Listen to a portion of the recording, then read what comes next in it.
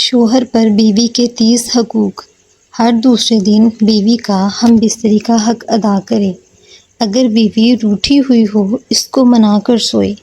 بیوی کی گھر والوں کے سامنے بے عزتی نہ کرے۔ آپ کے ساتھ بہت ہی اہم بات گفتگو کریں گے۔ تمام حضرات ویڈیو کو آخر تک ضرور دیکھیے گا۔ بسم اللہ الرحمن الرحیم۔ شوہر کو چاہیے کہ بیوی کی خوبیوں پر نظر رکھے۔ شوہر کو چاہیے کہ بیوی کی عیب نہ ڈھونڈتا پھرے۔ شوہر کو چاہیے کہ بیوی کی چھوٹی چھوٹی باتوں پر ناراض نہ ہو، کوشش کریں کہ ہر بات میں کمپرومائز کرے۔ شوہر کو چاہیے کہ بیوی کی غلطیوں کا بار بار ذکر نہ کرے اور اپنا مزاج خوش رکھے۔ اگر انسان سے غلطی ہو جائے تو درگزر والا معاملہ کرے، نہ کہ ہر بات میں اس کو ٹوکتا رہے۔ شوہر کو چاہیے کہ بیوی کو طعنہ تشنیع نہ کرے۔ شوہر کو چاہیے کہ بیوی کو لوگوں کے سامنے نیچا نہ دکھائے۔ شوہر کو چاہیے کہ بیوی پر خواہ مخواہ شک نہ کرے اور اسے شرمندہ نہ کرے۔ شوہر گھر کا سربراہ ہوتا ہے، اس لیے بیوی کے خیالات، جذبات اور حالات کو دیکھتا رہے اور اس سے غفلت نہ برتے۔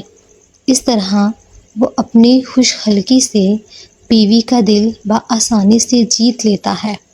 اسی لیے تو ایک حدیث حضرت ابو ہریرہ رضی اللہ تعالی عنہ سے مروی ہے کہ رسول اللہ صلی اللہ علیہ وآلہ وسلم نے ارشاد فرمایا، جو خاوند اس حال میں مرے جس سے اس کی بیوی خوش رہی ہو اور بال بچوں کا نفقہ دیا ہو، وہ قیامت کے دن اٹھے گا تو اس کا چہرہ چاند کی طرح روشن ہوگا۔ شوہر کو چاہیے کہ بیوی کو دوسری شادی کی یا طلاق کی دھمکی کبھی بھی نہ دے، یہ بزدل لوگوں کا کام ہے۔ شوہر کو چاہیے کہ بیوی سے محبت کا ہمیشہ گرم جوشی سے مظاہرہ کرتا رہے۔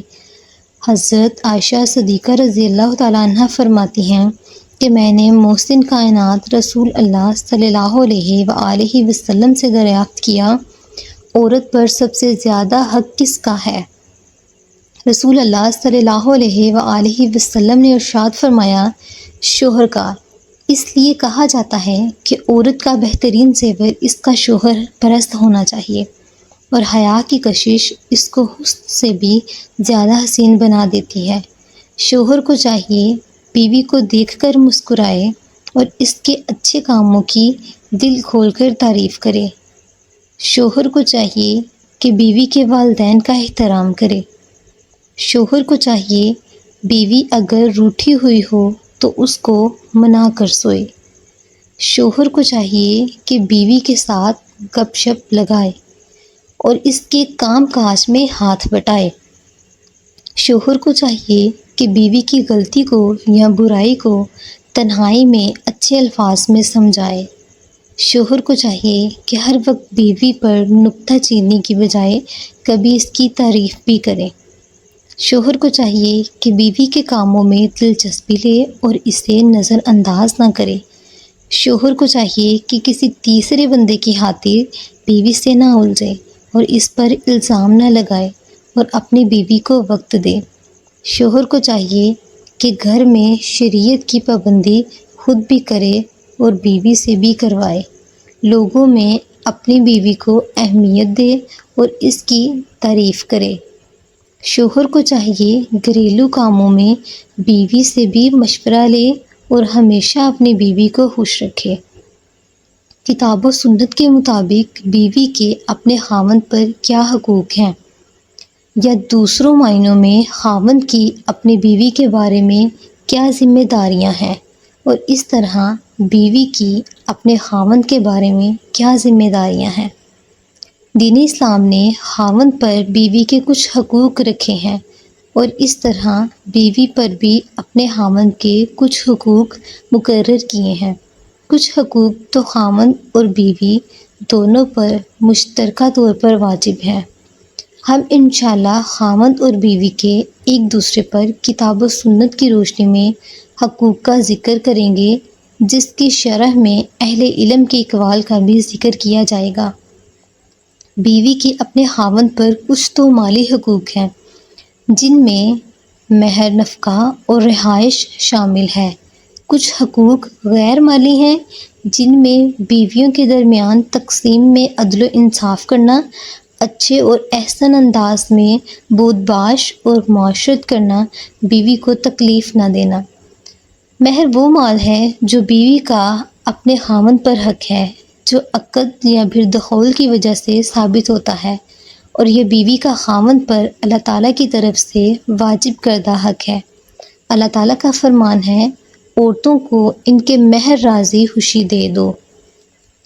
اسلام کا اس پر اجماع ہے کہ بیویوں کا خاوند پر نان و نفقہ واجب ہے، لیکن شرط یہ ہے کہ اگر عورت اپنا آپ خاوند کے سپرد کر دے تو پھر نفقہ واجب ہوگا، لیکن اگر بیوی اپنے خاوند کو نفع حاصل کرنے سے منع کر دیتی ہے یا پھر اس کی نافرمانی کرتی ہے تو نان و نفقہ کا حقدار نہیں سمجھا جائے گا۔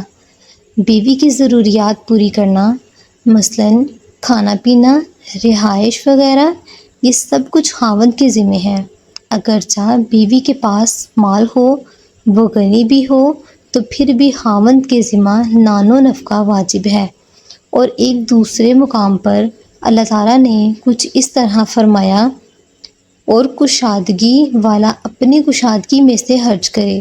جس پر رزق کی تنگی ہو، اس سے جو کچھ اللہ تعالیٰ نے دیا ہے اس میں سے خرچ کرنا چاہیے۔ حضرت عائشہ رضی اللہ تعالیٰ عنہ بیان کرتی ہیں کہ ابو سفیان کی بیوی ہند بنت عتبہ رضی اللہ تعالیٰ عنہ نبی صلی اللہ علیہ وآلہ وسلم کے پاس آئی اور کہنے لگی، اے اللہ تعالیٰ کے رسول صلی اللہ علیہ وآلہ وسلم، ابو سفیان بہت حریص اور بخیل آدمی ہے، مجھے وہ اتنا کچھ نہیں دیتا جو کہ مجھے اور میری اولاد کے لیے کافی ہو۔ یہ کہ میں اس کا مال اس کے علم کے بغیر حاصل کر لوں تو کیا ایسا کرنا میرے لیے کوئی گناہ تو نہیں؟ رسول اللہ صلی اللہ علیہ وآلہ وسلم نے فرمایا، تو اس کے مال سے اتنے اچھے انداز سے لے لیا کر جو تمہیں اور تمہاری اولاد کو کافی ہو۔ بیوی کے حقوق میں سے کہ خاوند اس کے لیے اپنی وسعت اور طاقت کے مطابق رہائش تیار کرے۔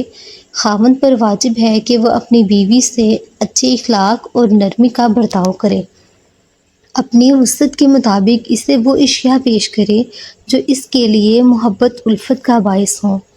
خاوند کا بیوی پر حق ہے کہ بیوی سے نفع حاصل کرے۔ جب عورت شادی کر لے اور وہ جماع کی اہل بھی ہو تو عورت پر واجب ہے کہ وہ اپنے آپ کو عقد نکاح کی بنا پر خاوند کی طلب کرنے پر خاوند کے سپرد کر دے۔